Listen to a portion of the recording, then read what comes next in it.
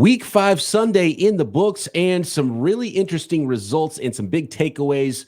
49ers just destroying the Dallas Cowboys. The Detroit Lions continue to make statements as they are rolling. And in the other direction, what about those New England Patriots? The wheels completely falling off. All that and more coming up on today's Peacock and Williamson. NFL analyst Brian Peacock and former NFL scout Matt Williamson bring you expert NFL analysis every day in less than 30 minutes. Get an inside look into the NFL on the field and in the front office. With elite breakdowns, next-level analysis, and in-depth information only for the real NFL fans. This is Peacock and Williamson, and it starts now.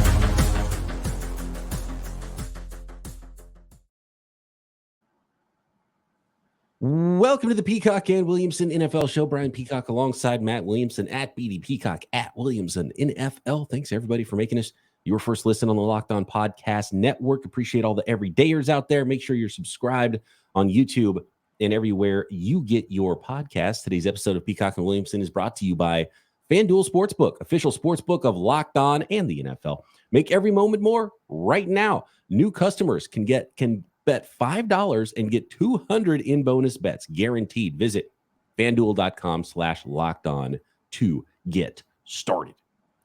And Matt, if folks out there bet on the San Francisco 49ers, they might have made a little bit of money because this team is an absolute buzzsaw right now.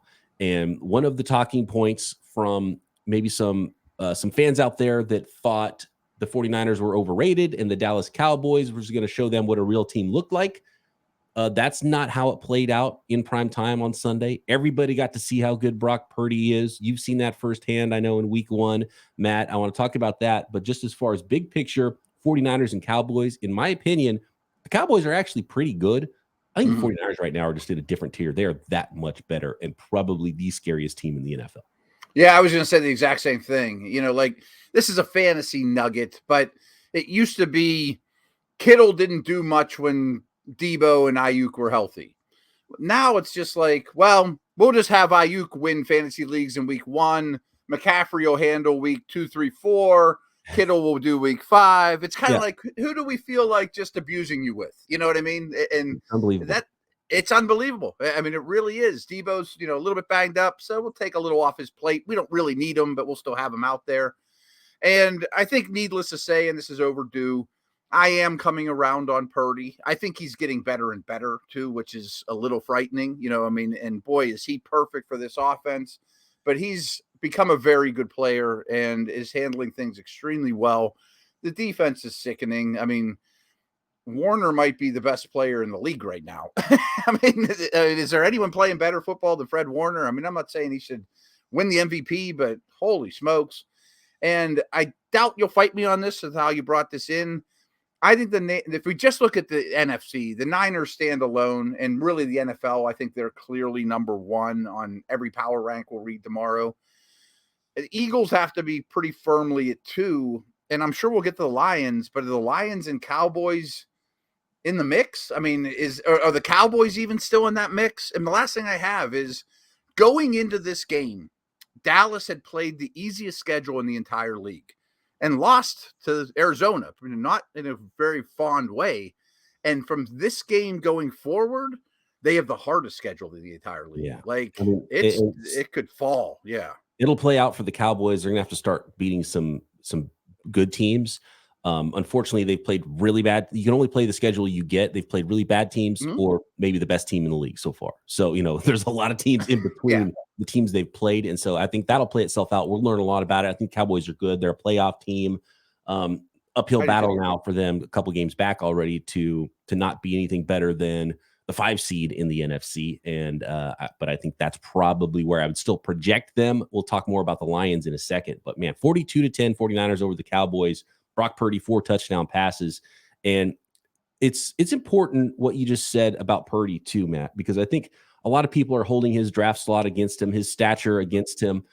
There's a lot of weapons on the 49ers offense, clearly, but the correct thing to do is be skeptical about a 7th round pick in a small sample. And then the correct thing to do after he gives you a bigger sample is to believe what you see. And people just need to start believing what they're seeing in Brock Purdy. And I'm one of them. Is every week I'm like, man, he is really this good. That's what's going on with him. He's that good. It's unbelievable. The leadership and poise and how he anticipates throws, playmaking ability. That first touchdown to Kittle where he kind of stepped up and made some room and then found Kittle in the end zone.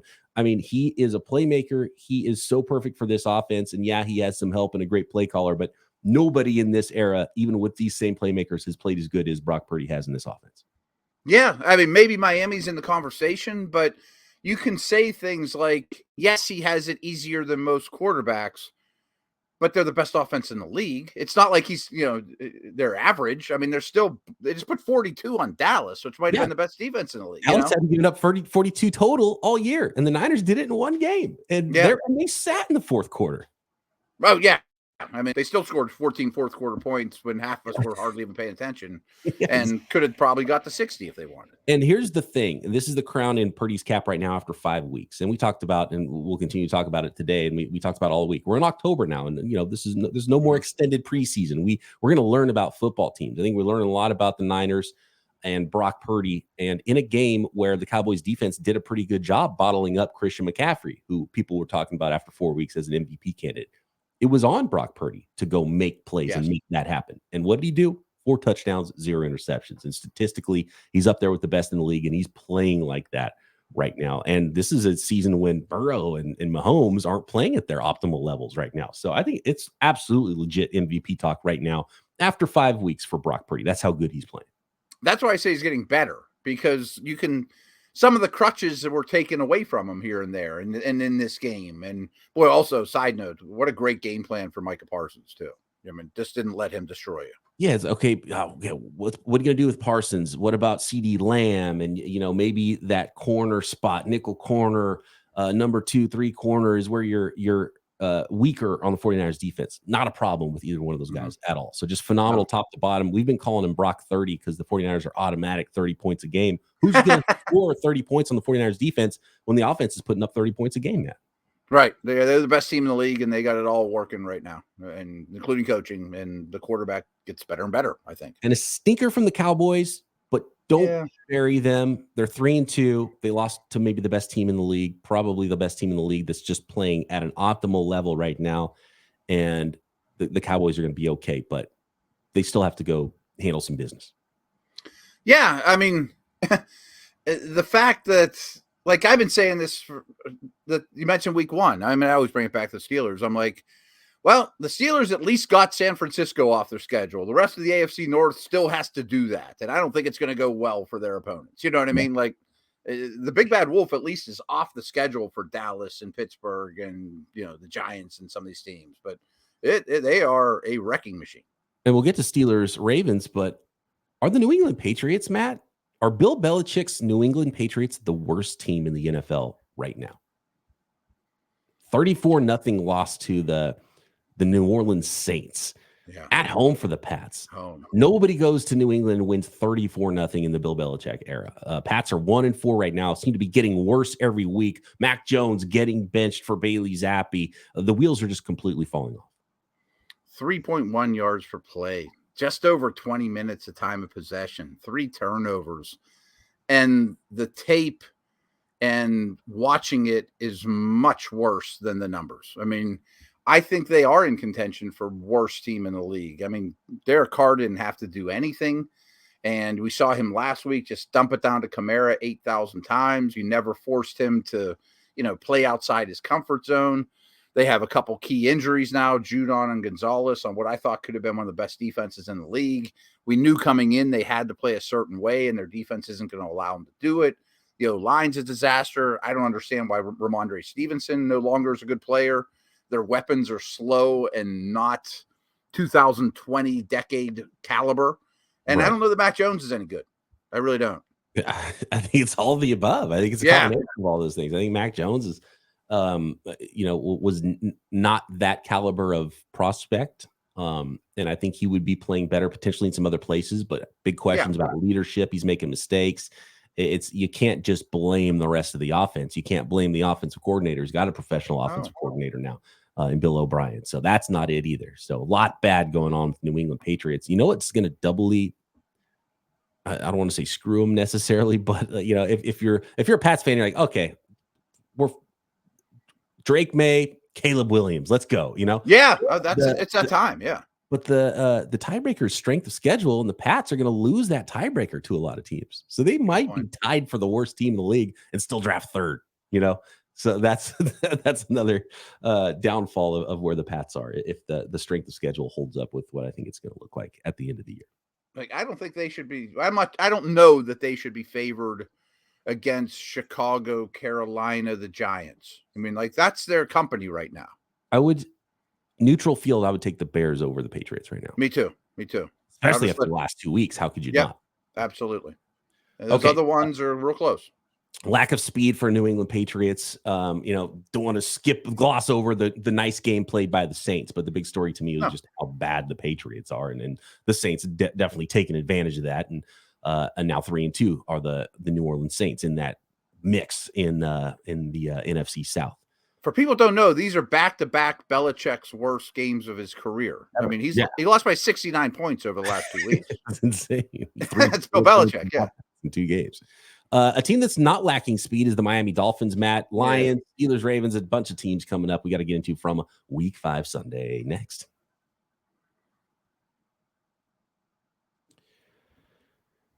Today's episode of Peacock and Williamson is brought to you by FanDuel, America's #1 sports book. Now is the perfect time to snap into action this NFL season with FanDuel, and new customers have a special offer. Our listeners right now, new customers can get $200 in bonus bets guaranteed when you place a $5 bet. That's $200 in bonus bets, win or lose on that initial $5 bet. So if you've been thinking about joining FanDuel, there's no better time to get in on the action than right now as things heat up during this October season in the NFL. Weather turning, start to learn about these teams and have a little fun at FanDuel every single week. Not just NFL either, college football, playoff baseball, NBA preseason getting going now. NHL is going to start going here. So no shortage on things in the sporting world to bet on at FanDuel. Spreads, player props, over-unders. The app is super easy to use. Build your own parlays. All you got to do is visit FanDuel.com/lockedon to kick off the NFL season for yourself on FanDuel. That is FanDuel.com/lockedon. FanDuel, official partner of the NFL.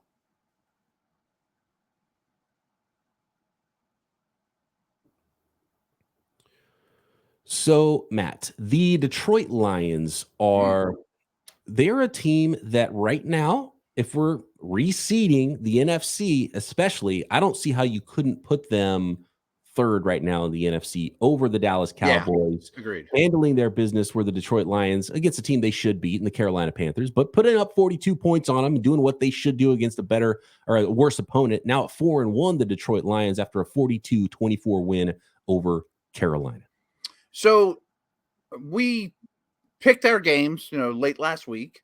And with the spread, I laid the points. I was happy taking the Lions -9 or whatever it was. And then, in the fantasy community, you pay attention to this stuff. It's like, ooh, no, Gibbs is going to sit. St. Brown's going to sit. This thing might be pretty close. I wish I didn't make that bet a couple days ago. Doesn't matter. I mean, they're just dominating lines of scrimmage. Their defense is drastically improved. I'm ready to say, I'm not comparing him to Purdy, but don't just, give the system all the credit to Jared Goff. He's a very good football player in a really good spot. The Panthers stink, but this was never close. Kicking myself for not playing matchups and not starting Jared Goff over Lamar Jackson in my home fantasy. How league. could you, though? Yeah, I know it's so hard to do that, but looking back, there's a matchup, a matchup possibility for you to go big with Jared Goff. And, it was only 236 yards passing, but 20 of 28, 3 touchdown passes. Even the Carolina Panthers defense right now, which was the strongest part of the team coming into the year, you knew they'd struggle offensively with a new young quarterback there and the weapons that they have. But the defense is feeling the heat too, because the offense is giving the ball back. And even in Bryce Young's best game so far of his career, I think he was 25 of 41, 247, 3 touchdowns, but did throw the 2 interceptions as well. So things just coming very difficult for Bryce Young to start his NFL career. Not the easiest place to be for him. The lack, speaking of, the Patriots' lack of speed, the Carolina Panthers are right there. I think I like the Panthers pass catchers a little bit more, but again, speed is kind of an issue for the Carolina Panthers. although they did get DJ Chark back last week, and that has helped. And that was one of his touchdown passes in this one. Thielen, 11 for 107 and a touchdown. Not much to say. It's a slog for the Carolina Panthers. Right now, they have the worst record in the NFL, and it doesn't look like it's going to get any better anytime soon. And for the Detroit Lions, like you mentioned, without all those weapons, and they still, and welcome back Jameson Williams, by the way. Yeah, 2 catches for 2 yards. So not a juggernaut fantasy impact. I thought that might be a perfect opportunity for him to jump in there with some other players missing, but that has not happened yet for Jameson Williams in his Lions career. And how about the running game? David Montgomery rattling off a big touchdown run out of the gate, 19 carries for 109 yards, and Sam Laporta looking like dude, man. Rookie tight end in the NFL this year. A couple of touchdowns, including some little trickery as well with a flea flicker. Yeah, a week or two ago in my main league, I traded James Cook straight up for Sam Laporta, and many people asked me, "What are you thinking?" I'm like, "He's a top 3 tight end in fantasy. You just don't know it yet, and he is, and you can't find those guys." Nope, and he is that right now, absolutely. How about Ben Johnson, offensive coordinator for the Detroit Lions? Just having fun, playing loose, flea flicker. Did you see the snap between the legs of Goff? That was a direct snap to David Montgomery. It didn't end up being much of a play. Gained a few yards, but it's kind of really Chiefs-esque, let's just do fun stuff, Yeah, a lot of people to play it back and say, "Hey, I've never seen this one before." So the Lions are very much rolling right now. They are. They're strong. I underestimated them this offseason too. They're in a really good spot. So 2 teams that I think we nailed. I mean, what an ugly score this was, Matt, with Ravens and Steelers. It was 10-5 at one Such point. A weird game, yeah. In the start the fourth quarter of this game, 10-5. Like, what's this? Did I accidentally turn on the baseball playoff game? What's happening right now? And the Steelers ended up coming back to win that game, 17-10. But my takeaway watching this one was more the letdown, because Lamar Jackson threw some dimes that just were not caught. I mean, we're talking 3-4 big plays, touchdown passes that were not to be, because Lamar Jackson's pass catchers let him down. So looking at his stat line, I don't think tells the story, and that allowed the Steelers to stay in this one and kind of steal a win. Then they were down early against the Ravens.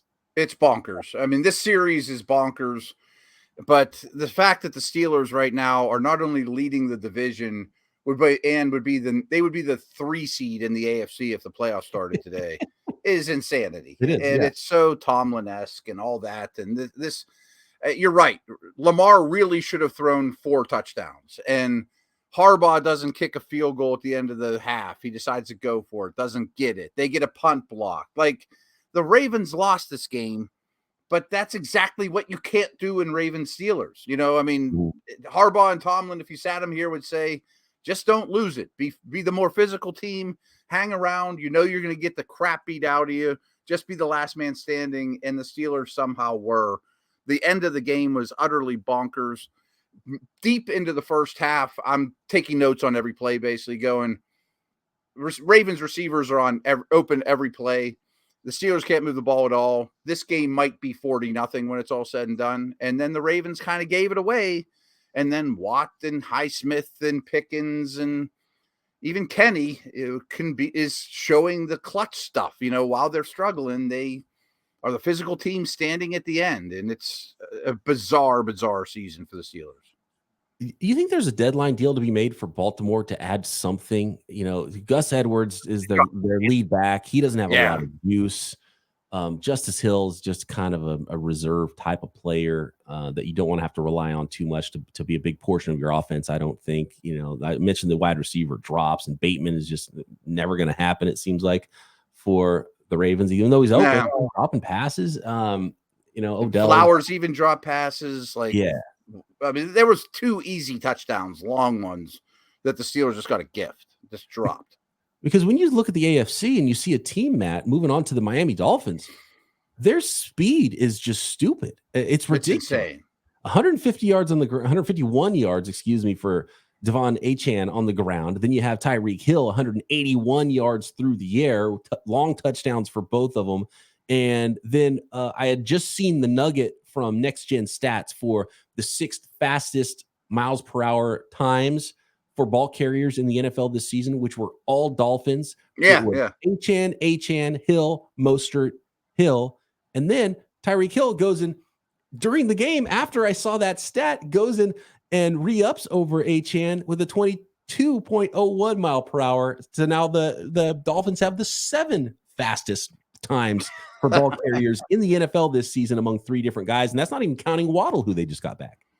Kind of felt a little like the Niners. Like this will be Achane's day. Maybe Waddles is next week. We'll ease him back into it. He's the Debo, I mean, the Giants are horrendous. By no means am I comparing the Cowboys to the Giants, but this game wasn't close despite, maybe the box score tells you it's kind of close, but Jones got sacked 7 times. He got hurt. I mean, I don't have much to add. I mean, the speed stuff kind of says it all, but I just wanted to highlight Achane real quick because I didn't quite know this. Everyone knows he has a track background, but he plays this way. He was a football player that people begged and begged, please run track. And she's like, I guess, but he was a football player first, and then he sets track records, Yeah, and that's a theme too, because all those guys with the 7 fastest times I mentioned all have a track background.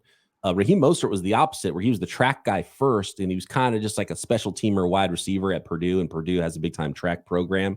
And to be honest with you, I still think Mostert has the fastest next gen time. I think so. Yeah, which I don't 23 miles per hour. Makes me question next gen because it's always like a running back that's like 220 pounds. Like Leonard Fournette used to win it a lot. Once they get rolling, the force equals MA and they got a lot of M. You know what I mean? They start rolling. It's also, but they're not faster than Tyreek. It's only ball carriers. That's the only time we ever see. We don't get to see I wonder how fast DK Metcalf when he ran down Budda Baker. I don't know if we've ever seen a miles per hour in that one, but some of those plays, some DBs, some guys going down on special teams might have faster times, but I'm pretty sure the only times we ever really get to see is the ball carrier times. You're right. So I think that's why it kind of skews it. You need that long run, you need that build up, but those guys are all track legit fast guys and all legit football players as well. So it's pretty phenomenal what they're doing. And with, Mike McDaniel with what he's drawn up on offense, and Tua playing good ball. Tua did have the interception. We have 1 interception. No, he had 2 picks. That's right. In this game, still threw for 300 yards, a couple touchdowns, but a couple picks too, which wasn't ideal. It did keep the Giants at least closer in this game than this one could have been. But again, this is good team against bad team. I think 4-1, 1-4. Yeah, I mean, it wasn't super interesting except for watching the speed. It was never really in doubt. It felt like a cat playing with their food. With the mouse. Yes, but that's kind of the vibe. Next, we've got a London game to talk about and some more takeaways from week 5.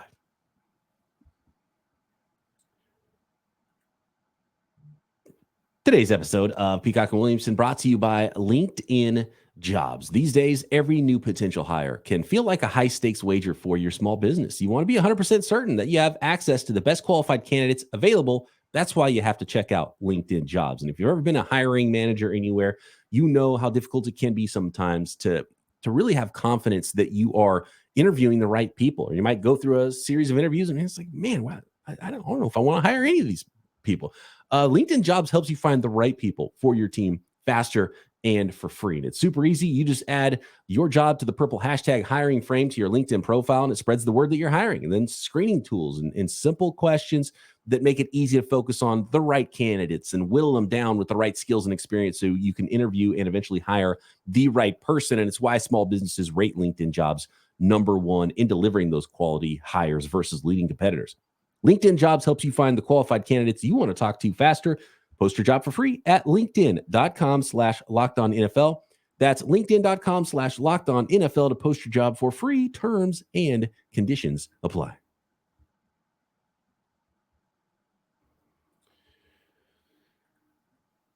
How about those Jaguars? I think they really utilized this home field advantage. I will say though, the London game committee, however the NFL is in charge of this, they did a good job of making it not look like a Jaguars type of a home game. And in any kind of setting like this, you did see crowd shots. And I don't know if they were purposely just trying to find the most blue in the crowd. I don't think so. You could really see a lot of Bills fans, but you could really see a lot of jerseys from every team in the NFL. And just to stop you real quick, this was a Bills quote home game. Yes. And it sure looked like they traveled well overseas, you know. And there's tarps everywhere with Bills stuff to make it look like it's a Bills stadium, right? And so they can change it to make it look a little bit more like that. I don't know in the reality if it felt that way or not, because the Jaguars went and knocked off those Bills 25-20 in this game, Matt. And ATN really was my biggest takeaway. Travis Etienne, Matt, is being treated as a bell cow workhorse back. There's nobody even close to usage. Carried it, 28 times in the end, getting stronger as the game went on, rattling off a couple of touchdown runs, 136 yards on the ground. Really interesting development there and Calvin Ridley's best game back as well since his return. 7 catches, 122 yards for Trevor Lawrence and those Jaguars. Yeah, like I avoided ATN like crazy in fantasy. I'm like, he's not as good a receiver as you think. He's not going to get the goal line work. Wrong. You know, he's just a very good football player on a good offense. And you're right. I mean, I think like Jacksonville and the Bengals might have turned the corner and started to look like what we thought they were. And I think the home field advantage for Jacksonville, not Buffalo, like we talked about, certainly kicked in the first quarter, if not longer. Like they were far more ready to play. And I don't always use that cliche, but in this case, I think it applies. I think Buffalo travel is a big deal, even if it's not a home field crowd advantage for Jacksonville in London. It's a travel advantage when you get to stay there for an extra week before a team has to travel all the way over there. No doubt. And then the Bills got after Lawrence, sacked him 5 times, but they kept losing starters left and right. Milano, I mean, that might be the last guy you want to lose on defense. I mean, so it was a rough day for the Bills.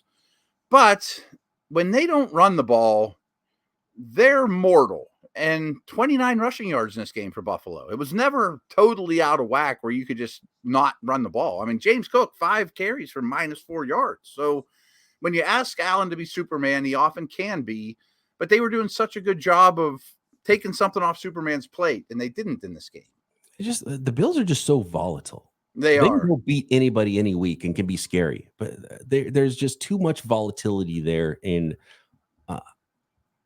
it might be the undoing of the Buffalo Bills, and that's what we've seen in the past, right? Mm-hmm. So I don't know if the Bills are really much different than the team we've seen in the last few years that kind of get close and have come up short. Always a bridesmaid, perhaps. Yeah. The Texans and Falcons. Falcons do win this one late, come back to beat the Houston Texans. Do you have any takeaways from Falcons Texans, Matt? Not a lot, to be honest with you. That game and Titans Colts, I had a hard time focusing on. The Steelers were on, and they weren't, super relevant games. Good for Atlanta to get back on the schneid, so to speak. I mean, get a win. Yeah, and I think Houston letdown would not worry me if I were in their shoes at all. Here's my takeaway. Kyle Pitts, 87 yards, 7 catches. I mean, like, are you kidding me? Well, hey, you know what it was? It was Desmond Ridder playing his best game of the year. Yeah. And London looked great. Now Texans are in a perfect spot. You're competitive right now. Keep developing that young talent. Add more in the offseason. I think that team's in a really good spot. And the Falcons are still in the mix there in that division that they play in at 3-2, just like the Saints are. Yeah, Atlanta didn't run the ball great, but they still had 35 minutes of time of possession, so they were able to play their game. And again, Houston fans, like, Rome wasn't built in a day. You took 2 or 3 good steps forward. Now you take 1 back. It's okay, Still too much Algier in that offense. I feel like you're just almost giving the defense a rest, not utilizing Bijan Robinson, but you don't want to run the young man to the ground either. So, no, I say that all the time. Like, who does the defense want to see on the field? Well, you don't want to see Bijan. Yeah. Algier is okay. I can live with that, Indianapolis Colts defeat the Tennessee Titans. It was half Richardson, half Minshew. Unfortunately, Richardson looks like he's going to be out for a month, maybe 2. AC joint sprain, waiting for MRIs and second opinions there. But a big victory for the Colts here, 23-16, even with the revolving door at quarterback. Yeah, this is another one I didn't see a ton of, but Colts are quietly having a pretty good year. I mean, I think everyone knows this by now, but every game Richardson started, except for 1, he hasn't finished. That's very alarming. We'll probably get more injury news in the next 24 hours. But everyone, myself included, was super excited for Richardson-Jonathan Taylor combination. Well, Zach Moss had 23 carries for 165 yards, and Minshew was highly efficient. And so it was Gardner and Zach instead, Yeah, a little different look to that one, but still victorious for those Indianapolis Colts. And I just think both of those teams, Titans, Colts, are evenly matched, and you're going to see home and home wins, and you're going to see one step forward, one step back, and pretty close to 500 teams all year long. I don't want to ignore the Titans because their skill guys are better than I thought. Chig, Tajay Spears is exciting, and DeAndre Hopkins has been really good for them. So yeah, I thought they'd be horrible on the O-line and at pass catcher, and they're okay. Ton of trust with Tannehill and Hopkins immediately. Yeah. 8 catches for 140, by the way, for Hopkins. Got to get in the end zone a little bit more. Maybe they could get Burks involved somehow here soon, or get him back, and you get that slow development going. Tajay Spears is a nice little change up, though. That's a good combo. That's a thunder and lightning right there for sure. I'm a fan. Yeah. Eagles Rams. My biggest takeaway here was that Cooper Kupp immediately just getting every target out of the gate was hilarious. Right, all the way down the field. Mark, and they scored, and then Puka Nacua still involved. Got some targets. Van Jefferson 2 snaps, I think, on the day, so we know what's going on there. It's Tutu Atwell's the number 3. It's Puka and Cooper Kupp, and I think they have some fantasy value, both those guys. So you don't have to cut Puka now that Cooper Kupp is back. And they're going to be thrown from behind in a lot of games because they're just not as good, even though they were able to hang around in the first half with the Philadelphia Eagles. The Eagles did, even though they're not firing on all cylinders right now, the Eagles did come out victorious 23-14. Yeah, exactly. So I think that did kind of answer the fantasy question we have. Puka and Kupp. I want them both, just kind of like the team you had. Give me both. I'll take them both. I'm going them both every week, it looks like, which is an interesting development that I did not expect. Stafford's really good and McVay's really good, so give me both those guys in my roster. I really think, though, this game was encapsulated by, it was 17-14 at the half. The Rams didn't score again, and their defense, which is Aaron Donald and the Pips, was just on the field forever. I mean, they can't hang defensively, and the offensive line might get Stafford killed by the end of the year. So, check back in on that Cooper Kupp and Puka Nacua value, because if Stafford's not in there, that might all change real quick. Yeah, 38 minutes of time of possession. And while the Eagles are learning, though, they're just an anaconda that gets a hold of you and just chokes you out with the run game. Yep. They're better than you, and so they can still just kind of grapple and get through these games, and they're 5-0 now. And but they've got to start playing a little bit higher level. But they're, you could make the argument maybe the 49ers, say, are peaking at the wrong time, and the Eagles will peak when they need to later in the season. That's probably the hope there with the Eagles. Yeah, it feels like they're getting better and better. Have the Cincinnati, I don't think anybody's feeling too bad for Philly right now. No, nobody's feeling bad. They're 5-0. They're fine, and they still haven't figured it out. Have the Cincinnati Bengals, Matt, turned the corner? Is this that team now? Finally, Joe Burrow, 317 yards passing, 3 touchdowns, 1 interception, or was it kind of just because they're playing a team that they're much better than across the board in the Arizona Cardinals? 34-20, 2-3 Bengals now, defeating the 1-4 Cardinals, and 15 catches for 192 yards and 3 touchdowns for Jamar Chase. Have yourself a day. Yeah, we saw this a couple of weeks ago too, where it's like nothing's working here. We have the superstar receiver. Maybe we should throw it to him every time, and it doesn't matter. And good plan. That's good coaching. I mean, it's not real technical, but great. I am very open to the idea that this was basically step 1 of they are who we thought they were for the Bengals and the Cardinals. Not too much to take away here from the last couple of games. The Chiefs kind of doing the same as the Eagles, holding on to beat a better football team, 27-20, 4-1 Chiefs now, 1-4. Okay. Yeah. Minnesota Vikings. Yeah, it was a good sign that Kelsey was back on the sideline in that game. I thought it was going to be like a dislocated ankle or something weird. Looks like more of a foot injury. So we'll find out. He did have 10 catches for 67 yards and a touchdown. So hopefully good news when, tomorrow's show and we get all the MRIs from today. Hopefully better news for guys like Anthony Richardson and Travis Kelce, because there's not much else for Mahomes. I think it's part of his struggles this year. There's not a lot else for him to throw to there besides Travis Kelce. No, and same with Justin Jefferson and Hawkinson got banged up in this game too. So despite all that, neither team eclipsed 70 yards rushing. It still was quarterbacks go be good quarterbacks, and that's how we play, And the Chiefs had a better quarterback. Chiefs had a better quarterback. They're not in the power rank world. I wouldn't have them particularly high right now. Yeah, right now. Teams playing today. Yeah. They're not top 2 or 3, I don't think.